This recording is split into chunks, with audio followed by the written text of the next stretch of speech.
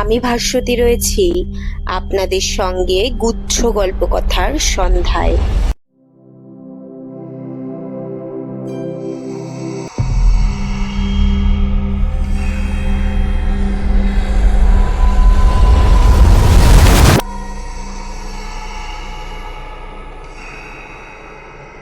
আজকের গল্পটি লিখেছেন চিরঞ্জীব সেন। গল্পের নাম বাদরের পায়ের ছাপ। গল্পটির কোনো ব্যাখ্যা আমার কাছে আজ নেই। গল্পটি হলো অদ্ভুত এবং অলৌকিক। চলুন গল্পটি শুনে নেওয়া যাক। সন্ধ্যার পর থেকেই জমিয়ে শীত পড়েছে। কনকনে ঠান্ডা, চারদিক স্যাঁতস্যাঁত করছে। ভাগ্যিস হাওয়া দিচ্ছে না, তাহলে না জানি অবস্থা কি হতো। ফায়ার প্লেসে আগুন জ্বালিয়ে যত দূর সম্ভব টেবিলটা কাছে নিয়ে গিয়ে বাবা আর ছেলে দাবা খেলতে বসেছে। কাছেই আর একটা চেয়ারে বসে মা কি যেন সেলাই করছেন। বাবার নাম মিস্টার হোয়াইট আর ছেলের নাম হারবার্ট। হোয়াইট বললেন, আজ আর পুরো এলো না বোধহয়, যা শীত। এলো নাকি বাবা? ওই শোনো পায়ের শব্দ। সত্যি তো। বলতে না বলতে বাইরের দরজায় কে করাঘাত করলো। হারবার্ট উঠে গিয়ে দরজা খুলে দিল। সার্জেন্ট মেজর মরিস ঘরে ঢুকলেন। মাথার টুপি ও গ্রেট কোট খুলে আলনায় রাখলেন, হাতের ছড়িটাও। তারপর একটা চেয়ারে বসে পকেট থেকে সিগার বার করে ধরালেন। হারবার্ট বললেন, মেজর, তাহলে একটু রিস্কি হবে নাকি? হারবার্ট রোজই এই অনুরোধ করেন। আর সার্জেন্ট মেজর মরিস বলেন, তা মন্দ কি হোক, মিসেস হারবার্ট, আপনার আপত্তি নেই তো? এরপর হারবার্ট বোতল, গেলাস ইত্যাদি সাজিয়ে দেন। সার্জেন্ট মেজর হুইস্কি পান করতে করতে গল্প করেন। সেদিন আর খেলা হয় না। সার্জেন্ট মেজরের গল্প শোনেন সকলে। সার্জেন্ট মেজর মরিস ব্রিটিশ আমলে ইন্ডিয়ান আর্মিতে ছিলেন। সেই সূত্রে ভারতের নানা স্থানে তাকে ঘুরে বেড়াতে হয়েছিল। তার গল্পের বিষয়বস্তু ছিল ভারত। প্রধানত তিনি নানা রকম অলৌকিক কাহিনী বলতেন।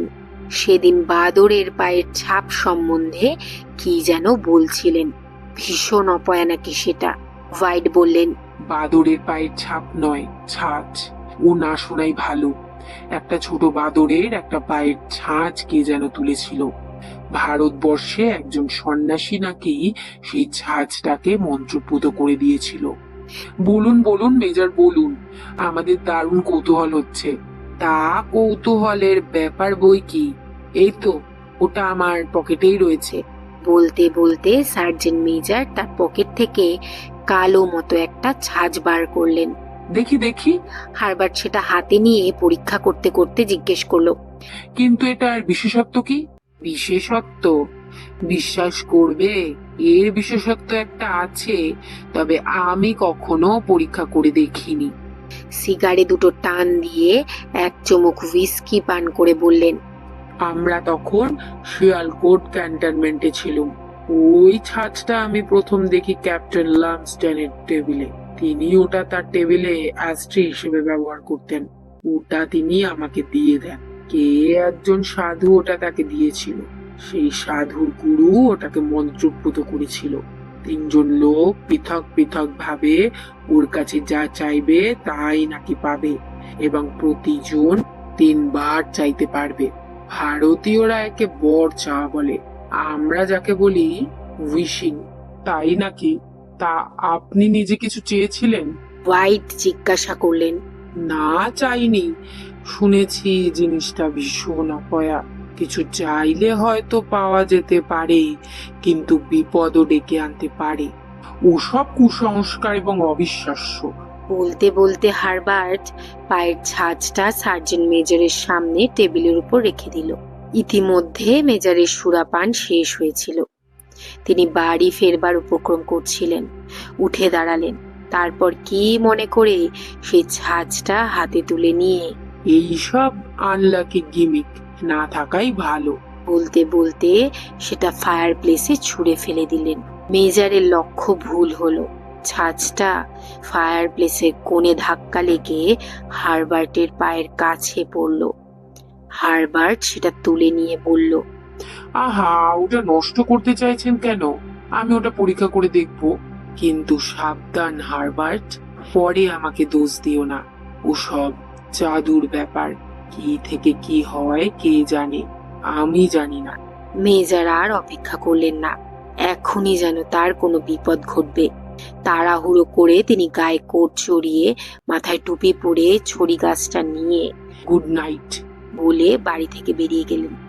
হারবার্টের হাত থেকে হোয়াইট সেই ছাঁচটা তুলে নিলেন, নাড়াচাড়া করতে করতে বললেন, মেজর যা বলে গেল তা কি সত্যি? অথচ নিজে তো কিছু চাইলে পারতো। সত্যি মিথ্যের কি আছে? ওটা হাতে রয়েছে যখন, তখন তো কিছু চেয়ে ফেলে পারো বাবা। বেশ তো, ওটার কাছে তুমি 200 পাউন্ড চেয়ে দেখোই না, দেখাই যাক না কি হয়। হোয়াইট হাসলেন, তারপর বললেন, বেশ, যখন বলছিস তখন চেয়ে দেখা যাক। এই কথা বলে হোয়াইট ছাঁচটা ডান হাতে ধরে সামনে এনে ছাঁচটাকে লক্ষ্য করে বললেন, আমি 200 পাউন্ড চাই। কথা শেষ হতে না হতেই তার মনে হলো তার হাতে কে যেন আঘাত করলো, আর ছাঁচটা যেন নড়ে উঠল। এ কি অবিশ্বাস্য ব্যাপার! হোয়াইটের মুখ সাদা হয়ে গেল, তিনি ভয় পেয়ে গেলেন। বাইরে জোর বাতাস বইতে লাগলো, বাতাসের আঘাতে জানলাগুলো নড়ে উঠল। তিনজনে নির্বাক। হারবার্টের মা বললেন, তোমরা টাকা চেয়ে ভুল করলে। ওটারই সঙ্গে ভারতবর্ষের আধ্যাত্মিক ব্যাপার জড়িয়ে আছে, মানসিক শান্তি বা ওইরকম কিছু চাইলে ভালো করতে। এসব মায়ার ব্যাপার। দেখাই যাক না কি হয়, পরে না হয় তাই চাওয়া যাবে। আমরা তিনজনে মিলে তো এখনো 8 বার কিছু চাইতে পারবো। হোয়াইট বললেন, কিন্তু বাবা, টাকাটা কিভাবে আসবে? তুমি কাল ভোরে ঘুম থেকে উঠে বালিশের তলায় হাত দিয়ে দেখো তো। হোয়াইট কোনো জবাব দিলেন না। তিনি ছাঁচটা ফায়ার প্লেসের ওপর ম্যান্টেল পিসে রেখে দিলেন। পরদিন সকালে ব্রেকফাস্ট টেবিলে গত রাত্রের ঘটনা নিয়ে হাসাহাসি হলো। স্রেফ ধাপ্পা। আজকাল কি আর অঘটন ঘটে নাকি? কে জানে, কাকতালীয় কিছু ঘটে যেতেও তো পারে। আশার ওপর আশা। ওই ধরনের আলোচনার সঙ্গে সঙ্গে ব্রেকফাস্ট শেষ হলো। হারবার্ট তার সাইকেল নিয়ে কাজে বেরিয়ে গেল। সে এক কারখানায় কাজ করে। তখনও বিকেল হয়নি। হোয়াইট ও তার পত্নী বারান্দায় বসে চা পান করছেন। এমন সময় ওরা লক্ষ্য করলেন একজন অপরিচিত ব্যক্তি গেটের ওপাশে যেন পায়চারি করছে। নাকি গেট খুলে ঢুকতে দ্বিধা। ওরা দুজনেই লোকটিকে লক্ষ্য করতে লাগলেন। শেষ পর্যন্ত লোকটি ছোট কাঠের গেট খুলে ভেতরে ঢুকেই পড়ল। হোয়াইটের সামনে এসে মাথার টুপি নামিয়ে জিজ্ঞাসা করলো, আপনি কি মিস্টার হোয়াইট? আর ইনি মিসেস হোয়াইট? দুজনেরই বুক দুরুদুরু করছে। এই অপরিচিত ব্যক্তি কে? অত গম্ভীর কেন? এই লোক কি ওদের 200 পাউন্ড দিতে এসেছে? আমি হোয়াইট, আর ইনি আমার পত্নী। কি ব্যাপার? আমি আসছি M&Meggins কোম্পানি থেকে। হারবার্ট ওই কোম্পানির কারখানায় কাজ করে। সেখান থেকে হঠাৎ লোক এলো। কি ব্যাপার? মিসেস হোয়াইট উদ্গ্রীব হয়ে জিজ্ঞাসা করলেন। হারবার্টের কোনো বিপদ হয়নি তো? লোকটি কয়েক সেকেন্ড কোনো কথা বলল না। মিস্টার হোয়াইট বেশ জোরে জিজ্ঞাসা করলেন, কি বলুন না মশাই, হারবার্টের কি হয়েছে? সাংঘাতিক একটা অ্যাক্সিডেন্টে ঘটনাস্থলে সে মারা গেছে। মিসেস হোয়াইট চিৎকার করে অজ্ঞান হয়ে পড়লেন। মিস্টার হোয়াইট তার পরিচর্যায় ব্যস্ত হয়ে পড়লেন। লোকটি আর কিছু বলতে পারল না। টেবিলের ওপর একটি পুরো খাম রেখে সে এই ফাঁকে চলে গেল। M&Meggins কোম্পানি হারবার্টের সৎকার বাবদ আপাতত 200 পাউন্ড পাঠিয়েছেন। কিন্তু এভাবে 200 পাউন্ড তো ওরা চাননি। বৃদ্ধ সার্জেন্ট মেজর ঠিকই বলছিল, ছাঁচটা ভীষণ আনলাকি। দুর্ঘটনায় মৃত্যু। হারবার্টের লাশ ময়না তদন্তের জন্য মর্গে পাঠানো হয়েছে। প্রতিবেশীরা এসে শোকবিহ্বল বাবা ও মাকে সান্ত্বনা দিচ্ছে। সেদিন রাত্রে শয্যা ত্যাগ করে মিসেস হোয়াইট হঠাৎ বলে উঠলেন, তোমার সেই বাদরে পা কোথায়? তাকে নিয়ে এসো। কেন? সেটা নিয়ে কি হবে? তুমি তো আরো 2 বার কিছু চাইতে পারো। তুমি আমাদের ছেলের প্রাণ ভিক্ষা করো, তাকে জীবন্ত অবস্থায় ফিরিয়ে দিতে বলো। সে কি হয় নাকি? ও সব চাইলে পাওয়া যায় না। তার চাইতে বরঞ্চ আমরা যাতে পুত্র শোক সহ্য করতে পারি সেই বরই চাই। না, আমি আমার ছেলেকে ফিরে চাই। মিসেস হোয়াইট স্বামীকে বারবার এমন আকুলভাবে অনুরোধ করতে লাগলেন যে হোয়াইট আর উপেক্ষা করতে পারলেন না। তিনি সেই পূর্বের মতোই ছাঁচটিকে ডান হাতে ধরে সেদিকে চেয়ে বললেন, আমি চাই আমার ছেলে আবার যেন উঠে আমাদের কাছে ফিরে আসুক। হোয়াইটের কথা শেষ হওয়ার সঙ্গে সঙ্গে ছাঁচটা তার হাত থেকে মেঝেতে পড়ে গেল। মিসেস হোয়াইট জানলার পর্দা সরিয়ে খড়খড়ি তুলে বাইরে চেয়ে রইলেন।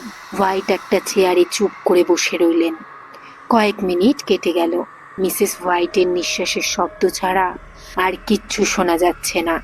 সে কি আসবে? মা ভাবছে।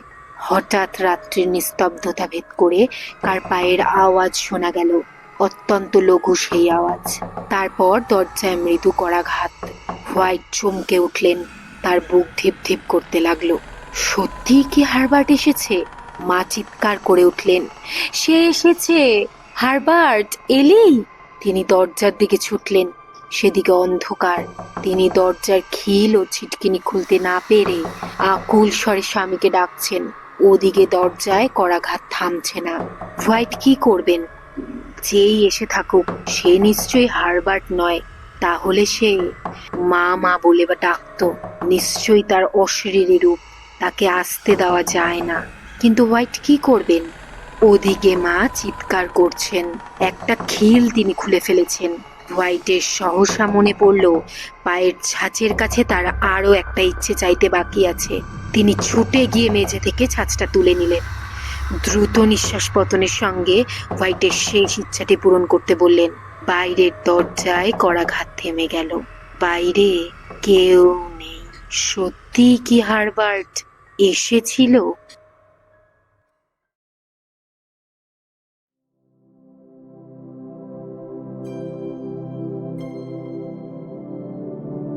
আপনাদের গুচ্ছ কল্পকথার উপস্থাপনা কেমন লাগছে ও গল্পগুলি আপনাদের চোখে কতটা জীবন্ত হয়ে উঠছে অবশ্যই কমেন্ট করে জানাবেন। আপনাদের মন্তব্য আমাদের কাছে খুবই মূল্যবান। এছাড়া গল্প নিয়মিত শুনতে চ্যানেলটিকে সাবস্ক্রাইব করুন। গল্প আসবে প্রতি সপ্তাহের মঙ্গল ও শনিবার সন্ধ্যায়। গুচ্ছ গল্পকথা হলো গল্পের সম্ভার। এখানে ভৌতিক গল্প, অদ্ভুত থেকে অলৌকিক গল্প, রোমান্টিক থেকে রোমাঞ্চকর গল্প শুনতে পাবেন। এছাড়া আপনারা আপনাদের জীবনের গুরুত্বপূর্ণ স্মৃতি কিংবা ভৌতিক অথবা অলৌকিক ঘটনা ও জীবনের বিভিন্ন অভিজ্ঞতাও শেয়ার করতে পারেন। শেয়ার করার জন্য ডেসক্রিপশনে দেওয়া ও স্ক্রিনে দেওয়া মেল আইডিতে মেল করুন। আপনাদের জীবন কথা আমি পড়ে শোনাবো এই চ্যানেলে। ধন্যবাদ।